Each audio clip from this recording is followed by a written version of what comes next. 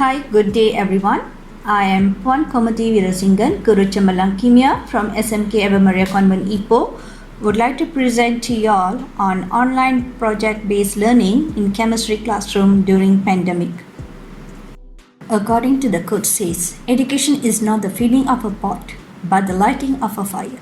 So I would like to use this project-based learning to kindle the spark among my students. And my presentation going to focus into the following areas: introduction, learning standard, project description, stages of project-based learning I use, assessment and evaluation, output, students' feedback, and online assessments. The project-based learning I have conducted for chemistry Form 4 KSSM. The theme involved in project-based learning is fundamentals of chemistry. I've done this project-based learning for the topic chemical bond, for the learning area properties of ionic compounds and covalent compounds. And the duration of timeline took for this project-based learning via online is 1 week. Learning standard. At the end of the lesson, people should be able to compare the properties of ionic compounds and covalent compounds through experiment. For your information, this project-based learning is not solely focused on chemistry. In this project, I have integrated few different subjects. They are design and technology, information and communication technology, and the subject of English had been used during their conversation, presentation, and writing. Okay, come, let's look on the project description. Students were required to identify the type of ionic compounds and covalent compounds from their day-to-day life substances like salt, sugar, and etc. Upon identifying the type of ionic compounds and covalent compounds, the students are required to plan and conduct an experiment to study their physical properties. Their planning and their findings, they should present it through creative video. The online project-based learning, I have split the process into 3 different stages. Firstly, planning. Second, implementation phase. And the third is assessment phase. In the first phase, planning phase, these are the activities had been carried out.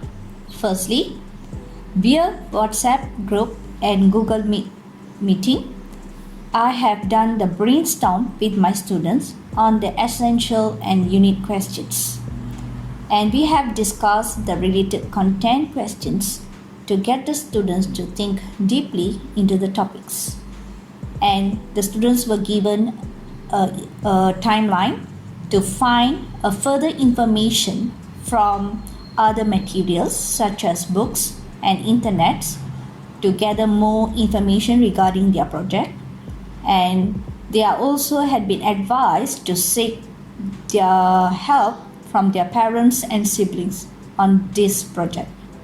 So regarding the formative assessment, I have organized a scheduled meeting via WhatsApp discussion group which had been focused into 2 matters: to counter-check the information had been gathered by my students, and also to make sure my students have gathered the correct information regarding their project and have given some feedback to obtain the relevant information. During this phase of implementation, the students will plan and decide on which platform are they going to present their ideas. And they went and searched the information on all sort of softwares and apps can be used to make the creative videos. And at the same time, they also had been seek their help from their parents and siblings to get more info and to get prepared on their prototype to design an experiment on the physical property studies of ionic compounds and covalent compounds from the household substances. And they are also required to refer to the rubrics I had been provided to them earlier to assess, make sure their product, which is the creative video on the experiment, is fulfilling all the rubrics had been given to them, and also it being a guideline for them to make a improvement on their project. And based on their findings from the experiment they have conducted using the household substances, they able to provide me a report, a written report. So during this formative assessment had been carried out through the rubrics. During the assessment phase, the assessment had been carried out in 2 different stages. During the first stage, students will upload their creative video via Google Classroom for my evaluation, and upon that they are also required to share their creative video in social media with publics to create awareness. And upon submitting their project, they are also required to do a self-assessment on this. That means they reflect on the process, the experience, how they find this project-based learning throughout the stage, how they feel it, they share it out via a short video clip. And beside the sharing with the video clip, they are also required to answer a self-assessment questionnaire. And based on this creative video submission, I as a teacher have provided feedback to my students regarding their products. Upon the submission of creative videos, sharing out with the publics, and also have filled up the questionnaire and self-assessments, the students were required to prepare themselves for group online presentation via Google Meet. And I'm as a teacher, I provided a rubric of presentation of learning rubrics to my students to get prepared, and they were assessed during the Google Meet meetings. There are a few different methods I've used to assess and evaluate my students' product or output. There are self-assessment, observation, discussion, and reflection throughout the process of project-based learning had been carried out by them. And finally, it's on presentation of learning. So to do the assessment and evaluation, I have used few different instruments too. They are self-assessment questionnaire, and I've done the assessment using the discussion had been held through WhatsApp and Google Meet through observation. And I had been used rubric of product, 2 different rubrics to evaluate their project-based learning outcomes. That is through rubrics of product and rubrics of presentation of learning. And finally, the assessment had been completed by assessing their report writing. Okay, so this is the tool or the instrument I use for assessment and evaluation. As you can see here, this is the self-assessment questionnaire which I prepared and consists about 9 items for my students to evaluate and to get their feedback on the project-based learning. And this is the rubric of product given to the students on this project. Then for this project, I focus into 4 criteria of evaluation, that is content, quality, creativity, and language. So students were evaluated for under these 4 different criteria, and each criteria the marks were given according to the rubrics assigned. So either the students get 1 mark or 2 marks or 3 marks or even 4 marks is based on each rubric they fulfill under each criteria categories. Okay, whereas for rubric of presentation of learning, the students were evaluated under 3 different criteria. Firstly, on delivery method, whether they able to present it well without referring to their slides, how fluently they able to go on their presentation, whether they are confident enough in their content of presentation, and so on. And secondly, they were evaluated on their content and organization of their ideas and their explanation, whether when the question were asked to the students, whether they able to come up with the answer and the solution for it. So that had been evaluated based on the rubrics provided under this category. And finally, the students were evaluated based on their communicative ability, whether they are fluent enough in their language of presentation, and are they confident, and whether the message had been The message had been presented very clearly. Output and product of this project-based learning is evaluated based on their creative video. So the students were required to send up their creative video through the Google Classroom, and based on that I evaluate using my rubric of product. So now let's look at their products.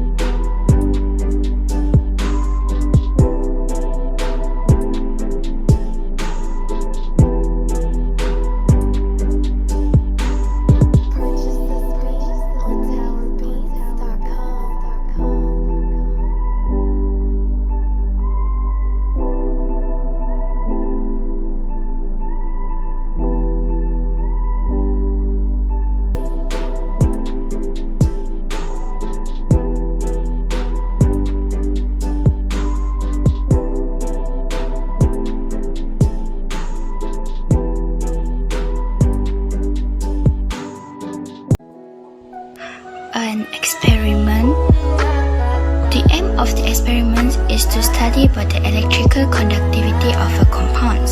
So now we got some wire and then battery and also some salt and also some sugars. So right now we're going to start our experiment. First we're using the solid salt state and we see whether it conduct electricity or not.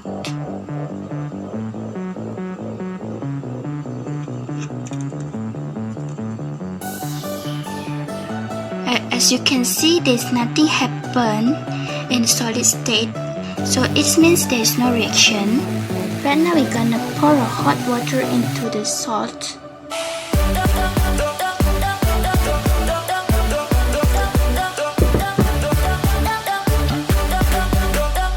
And we see whether it will conduct electricity or not.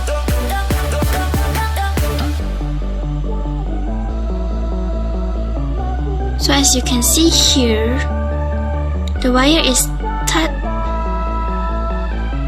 There is some smoke bubble there. So it means that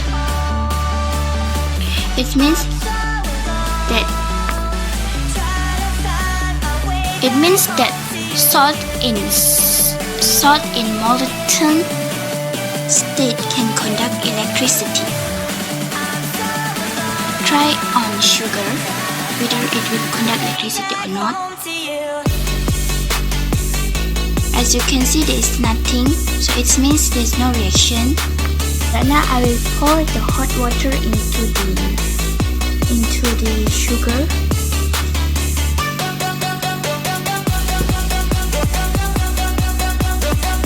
So right now we see it will conduct electricity or not. This is sugars in molten state, so we see.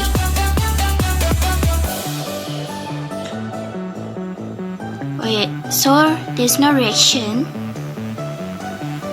There's nothing coming out.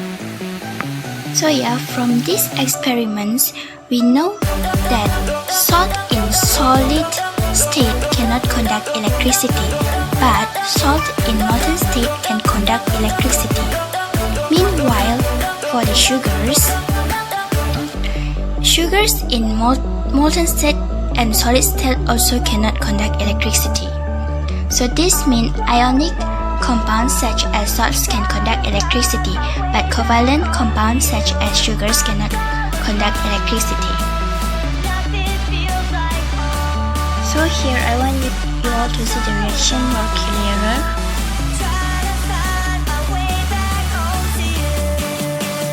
So as you can see, there's a smoke bubble coming out.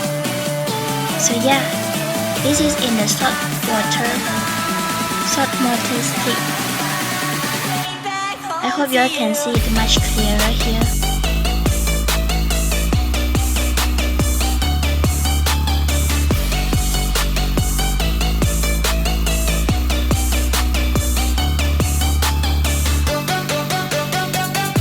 So in this experiment, we want to study about solubility of compound in water and organic solvent. So firstly, you need 2 Tupperwares, salt, sugars, and also water, and also some alcohol.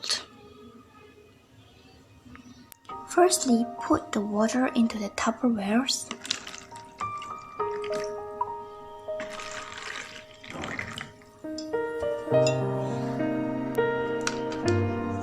Put 2 spoons of salt here.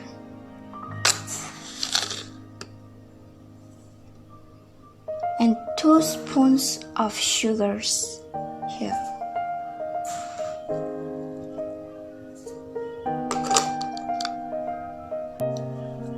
We put it a bit closer to see which one will dissolve faster.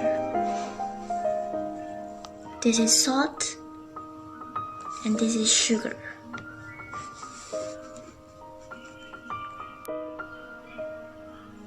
So yeah, we put it this and we don't stir it first. We wait for a while and see what will happen. So yeah, after a while we could see that the salt is completely dissolved in the water and the sugar is still there.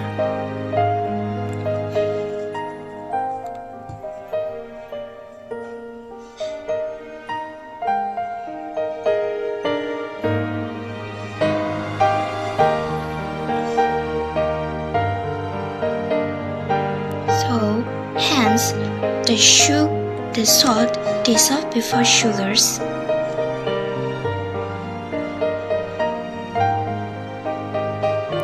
So, hence, the rate of dissolution of salt is faster than sugars in the water. So, in here we can say that the ionic compounds such as salt dissolve faster than covalent compounds such as sugars in the water. So right now in this Tupperware we already put some alcohol here. So now we're gonna put some small spoon of salt in this alcohol and a small spoon of sugars in this alcohol.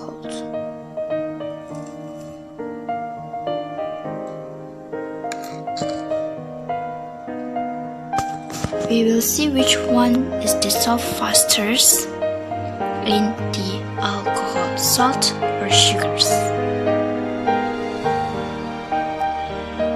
So yeah, after a while, the sugar finally dissolved in the alcohol and the salt haven't dissolved. This means covalent compounds such as sugars dissolve in organic solvents such as alcohol. Meanwhile, the ionic compounds such as salt do not dissolve in the organic solvents such as alcohol. Extra here, although we stir the salt, it still cannot dissolve in the organic solvent.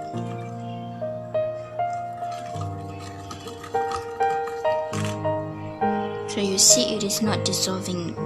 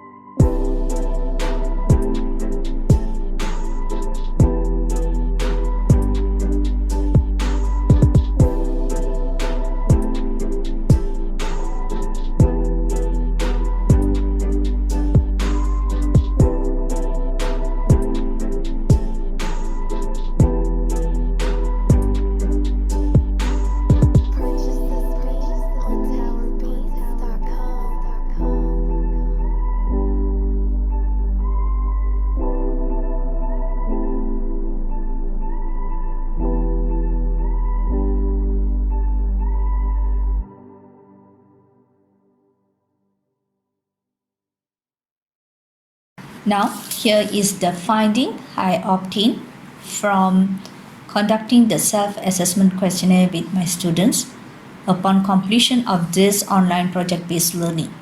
So based on this finding, as I told you, the self-assessment questionnaire consists of 9 items, 9 questions. So for question number 1, 86% of the students agreed that this project-based learning have motivated them to learn more on chemical bonds.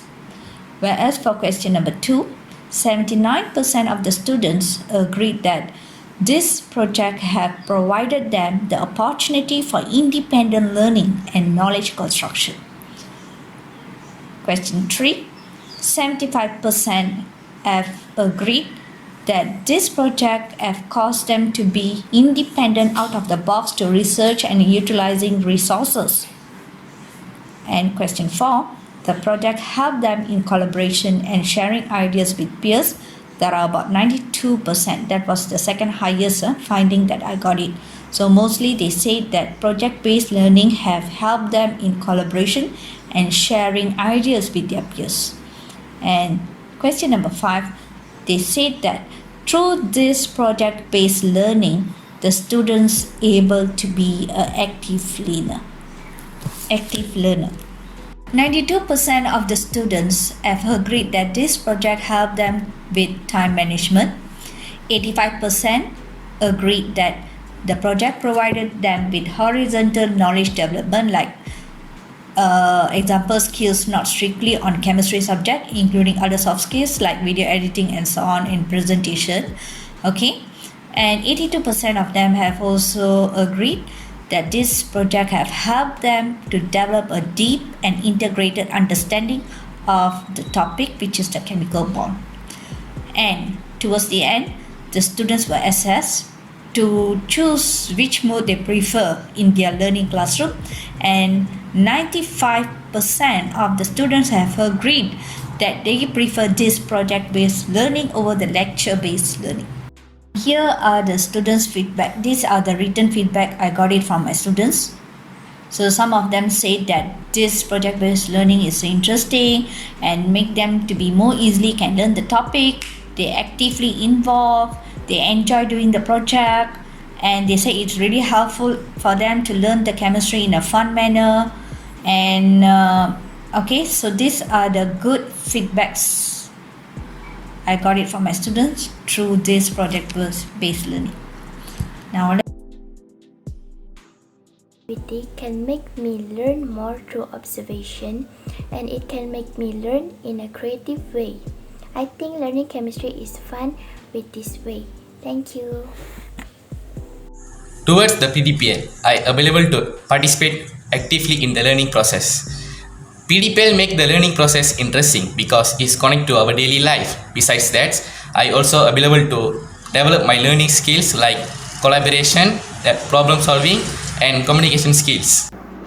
Through PBL, I able to participate actively in the learning, although it was during pandemic. It was really challenging and fun, and I also able to relate the concept with my daily life application. Learning, I can understand the chapter of ionic bond and covalent bond very well. At the same time, it makes me to think out of the box when doing these activities. Lastly, this project makes me to be an active learner on chemistry, and now I feel that chemistry is fun. The project is very fun and better for me. This is because the project can help me learn and understand. Okay, the final stage in their online project-based learning upon submitting their creative video, their sharing of their creative video to the public, answering the self-assessment questions, and their online presentations.